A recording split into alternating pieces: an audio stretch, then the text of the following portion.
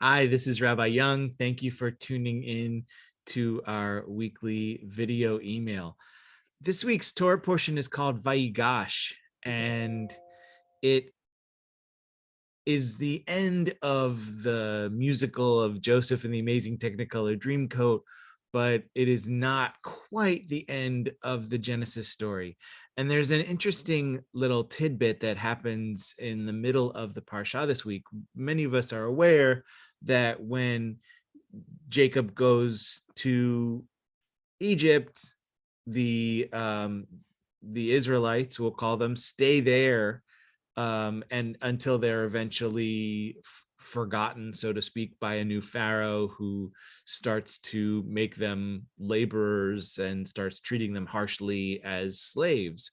The thing that we don't always think about is how many people went down to Egypt with Jacob. 11 sons go to convince Joseph, who they don't know is Joseph, that they need food. They go back to get the other son, Benjamin. They go back to bring Jacob, and they tell Jacob that Joseph is alive, and he says, all right, we're going to Egypt. Pack up the station wagon. And we think of it as, okay, Jacob, 12 children, wives, going to Egypt. So we're, a couple dozen people. But the Torah in the parsha actually enumerates all of the people who are going with, because Jacob's children have children. And it mentions 70 people in all, which actually they only count the men. So 70 men in all. You could assume that anywhere from 150 to 200 people going from the area where the Israelites are settled in Canaan down into Egypt.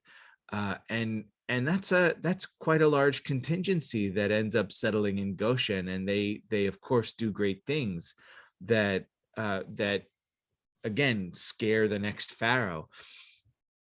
And I think that's an important part about being in the Jewish community, is that we're not always aware of exactly how many of us there are.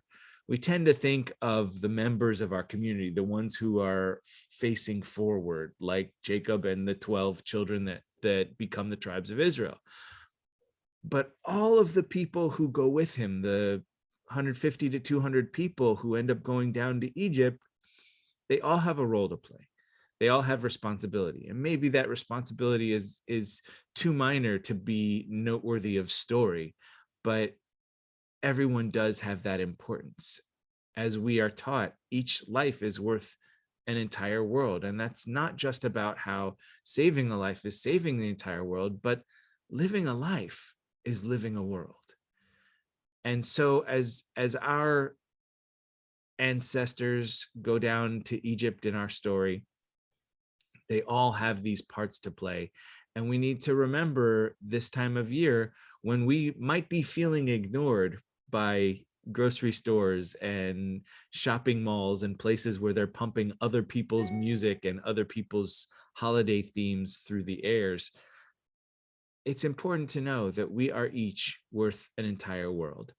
And our worlds in some ways intersects gloriously with other worlds, and in some ways doesn't intersect at all. And that's all okay, because as we build our world together, we can build it into a wonderful place.